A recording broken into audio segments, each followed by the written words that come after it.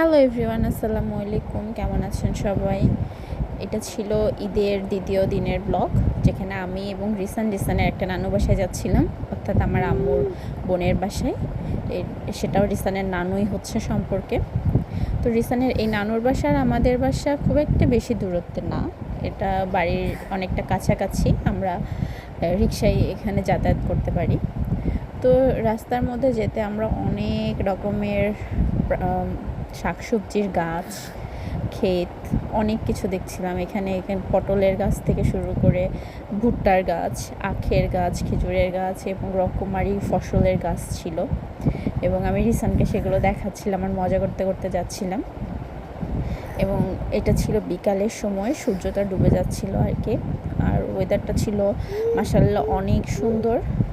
এবং আমি এবং রিসান খুবই আনন্দ করতে করতে আর কি যাচ্ছিলাম। মা ছিল, অনেক মজার গল্প করতে করতে যাচ্ছিলাম। তো রিসানের নানু বাসার এইদিকে অনেক আমের গাছ আছে এবং অনেক সুন্দর সুন্দর মিষ্টি মিষ্টি মজার আম পাওয়া যায়। তো আমি এখানে যেতে যেতে আর কি আমরা রাস্তায় অনেকগুলো আম ছিঁড়েও নিয়েছিলাম আর কি, রিক্সা থেকে নেমে। যদিও কেউ কিছু বলে নাই আমাদেরকে, তারপর আমরা একটু চুপি চুপি কাজটা করেছি।